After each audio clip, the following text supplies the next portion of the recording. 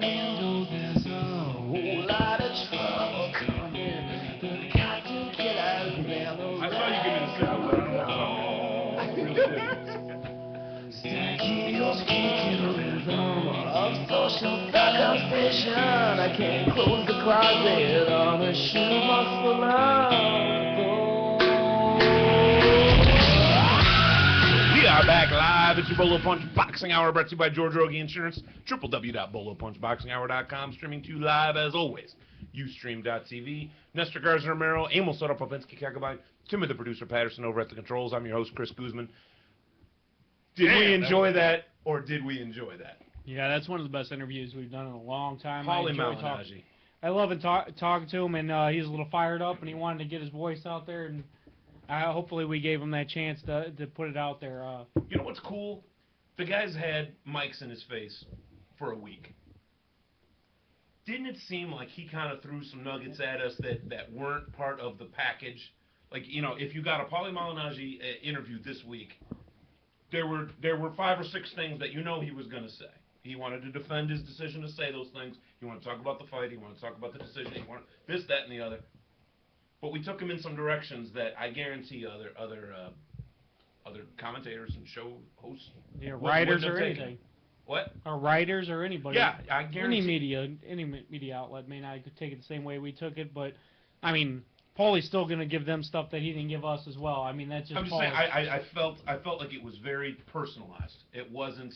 All right, these are the things I have to say. Step back. I'm going to say them now. But you know what? I mean, Paulie's always been like that with us. I mean, we've always been able to sit and yak with him. I mean, it's one of those guys that you can actually, if you were in the room, hand him a beer and just talk for a while, because that's just the type of person he is. I mean, I've always, the last time we talked to him, when we talked about Zab Judah and how hard that Miguel Cotto didn't hit very hard. That was our quote of the year for 08. Yeah, that was the quote of the year. Yeah. Yeah, well, Judah said Cotto doesn't hit hard. Oh, really? Why'd you take a knee then, buddy? Yeah, I mean, come on. That's just how he is. He's one of those people that you can actually sit and talk with, it, as opposed to some of the others we've interviewed. I mean, I've always been a big fan of Paulie's as far as an interview goes. I think it was. And you got to remember, a lot of people, Chris just brought up Cotto. You got to remember, Paulie has a big heart too. A lot of people talk about Juan Diaz's heart, you know, and how great of a fighter he is to fight through that cut that he had. You can't forget the guys that Paulie. I mean, he fought through a broken eye socket. He's always fighting through broken hands. Busted orbital lobe. Yeah. Hands.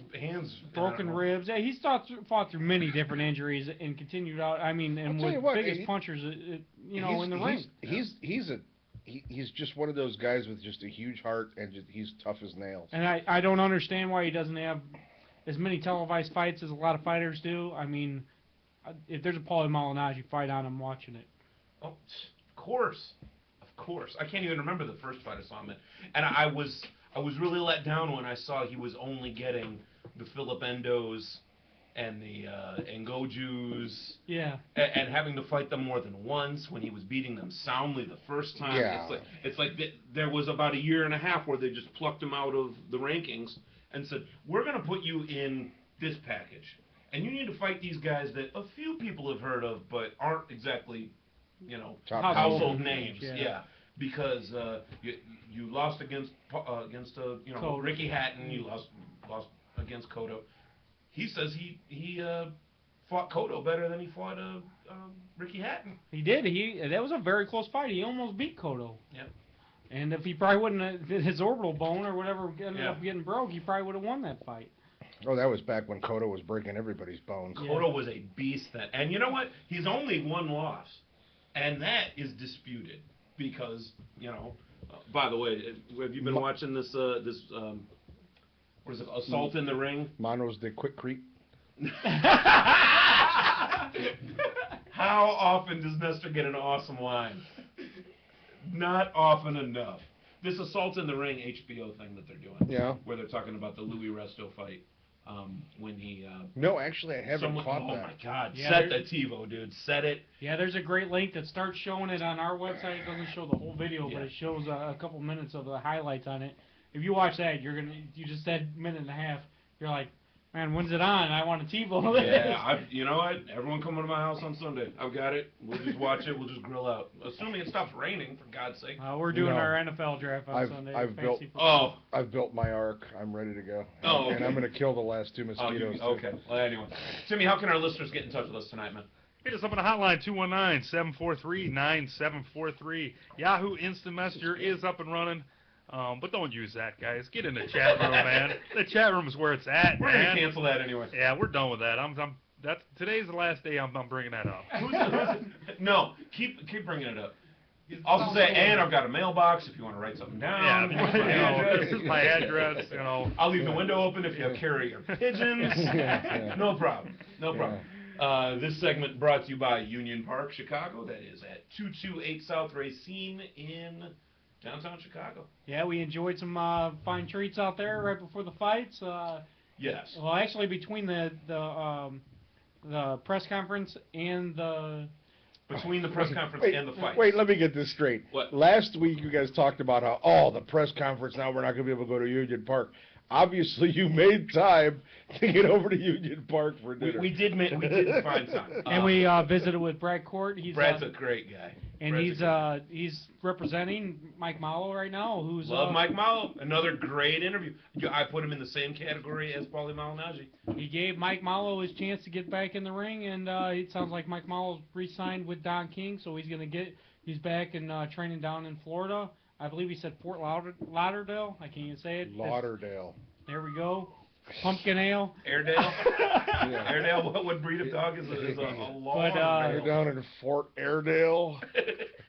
But I'm excited to see Mallow back in the ring. He's a smaller heavyweight, but he hits so hard. Hey, wasn't that Mike Mallow we saw fight that big tall guy? Was it Kevin McBride. Kevin McBride. Yeah, McBride. Oh, God. Yeah. Whipped the piss out of him. No, the guy was punching up like 1.5 feet. It was like And that was before he went on a couple fight losing streak there, but he says actually it was because of a lot of injuries. We're gonna have to talk to him about that in the future. We're basically getting that set up. But we're working on Divorce Cloud, who's going to be fighting on ESPN next week. Yes, Hopefully we get him. Next week, tomorrow night. Yeah, tomorrow night. Well, yeah, this week. Next week would be the interview, is what I'm saying. Tomorrow. He's fighting tomorrow. Yes, he is. And our good buddy, oh, come on. I'm losing my mind. Juan Urango and... No. I'm sorry. Timmy, by the way, Tim always makes me write down what each segment is about. First segment, we talked about the fact that we were going to talk with Paulie Malignaggi. We talked about that for the entire 10 minutes. Then for section 2 and 3, we did talk to Paulie Malignaggi. Now, the fourth section, I just wrote YIP because we're not talking about anything in particular. We're talking about the fact that we just talked with Paulie Malignaggi. So, actually, he was only part of 2 segments, but damn, we're going to make 4 or 5 out of it. This is the Paulie show, man. This is the Paulie show. I think we should have did a painting, man. We do need another pumpkin ale. No. No, how many did I put in the freezer is what I'm thinking. I don't know. Only two. I don't know. They're Let's get already on to done. some of these fights. Oh, we have to go. We got to take a break. We got to go. That's why I wrote it down. All right, we're ready. Let's go ahead and take a break. We'll be right back, and I mean it this time, with all the fights that got us through the week on Bolo Punch Boxing Hour, brought to you by George Rogie Insurance. We'll be right back. Rogie Insurance is a 4-generation insurance family serving